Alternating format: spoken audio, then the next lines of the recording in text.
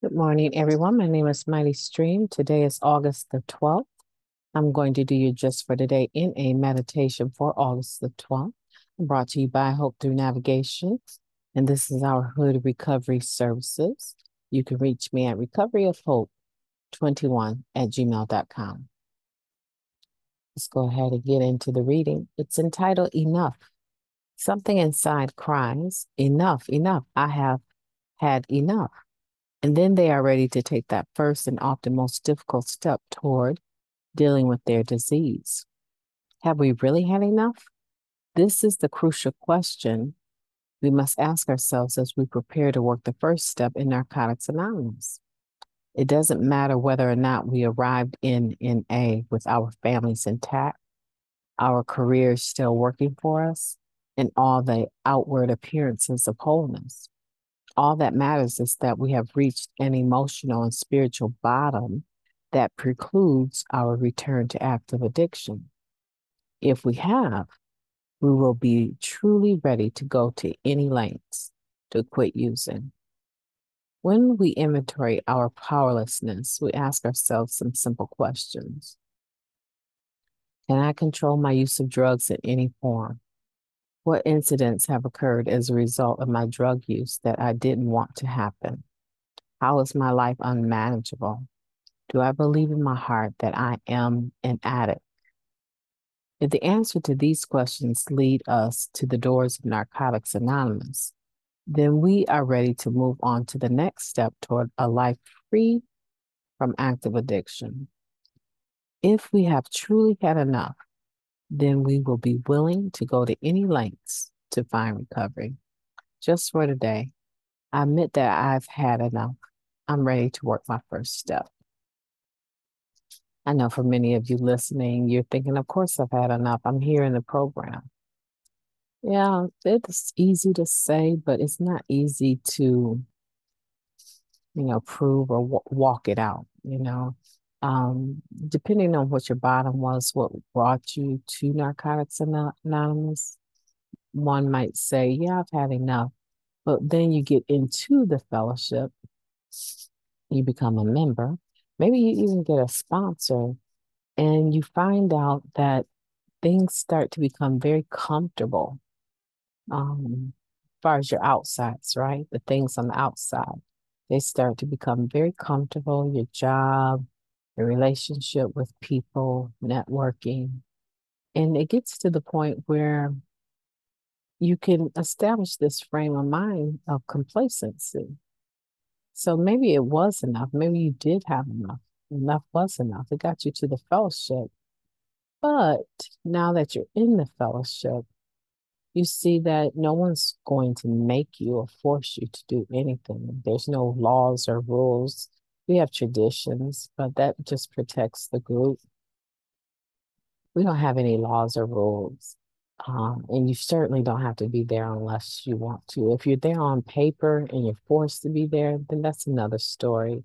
And generally, what happens a lot of times, people, when they get off paper, they leave as well, and they end up back in prison.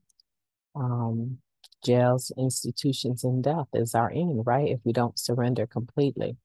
So some people just do it because they have to for a certain amount of time. And then even I find those people that really don't want to be a part of Narcotics Anonymous and that really don't want to work the program, they find different ways to skirt around, um, their agents, their parole and probation agents. They found now, with marijuana being a legal drug for personal recreation use, we're finding even more members are positioning themselves where they use it recreationally, not for medicinal purpose. They use it recreationally. And they just, it's like minor to them. The mind and mood degree that is altered is minor to them. But somehow or another, the guilt that they have or the feeling that they have that they're using um, kind of keeps them away from doing more. And I've seen that sort of consistently with people that, when they first came to the program, that was their biggest issue. They couldn't stop smoking weed. They were addicted to it. They felt they were. They surrendered to it, right? And then with time, as it's become legal, I've seen just two actually um, go back to smoking it every day, and it's because it's legal now, and they can do that. Um, a lot of agents aren't even dropping for alcohol or weed anymore.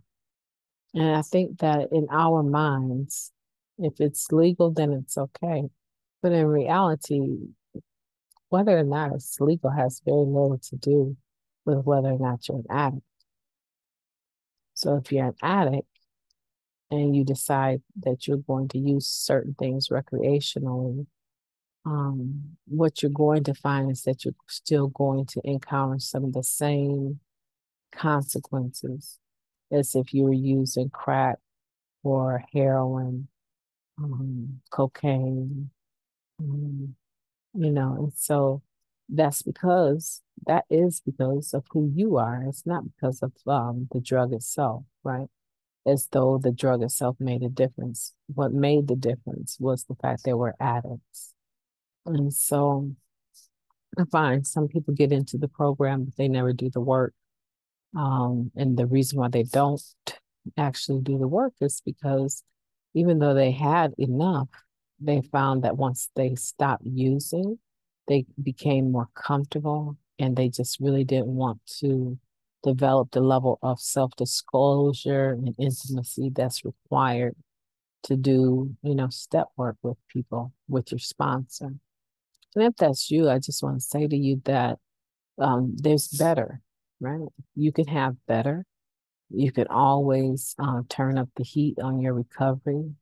There's always more for you to do. If you have a sponsor that you're not connected to or don't like, it's a simple thing to get another sponsor. You have to look or worry so much about hurting people's feelings. People pleasing is never a good thing. Never a good thing. We got that one bad, right? So I am happy to be with you today to discuss this just for today. It's very fundamental, very simple. Have you personally had enough? And it does seem to write into its meditation, that having enough means that you're going to be doing certain things, right? If you haven't had enough, then you are not going to surrender completely and you're not going to be ready to do the work. But in the meantime, regardless of where you find yourself on the spectrum, I would never leave Narcotics Anonymous. I would always use it as a tool in my tool belt, as something that I can lean into when I'm struggling. Some people rather go to church, they clean up and they want to now go to church. And they become, religious zealots, right? And that's okay if that's what you want to do. But do you keep Narcotics Anonymous in your tool belt as a place you can run to when the heat is turned up and you feel like using? Because the church really doesn't have an intimate way of addressing that. Some of them are involved with Celebrate Recovery, but the success of that is somewhat limited. And I just want to say that regardless of what you do, now that you're clean, the main thing is to never pick up the first one, and you'll never have to worry about picking up the last one. So I'm in day 2.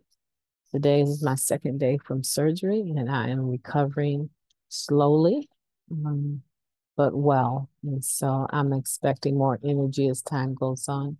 I thank you for listening, and I will be talking to you tomorrow.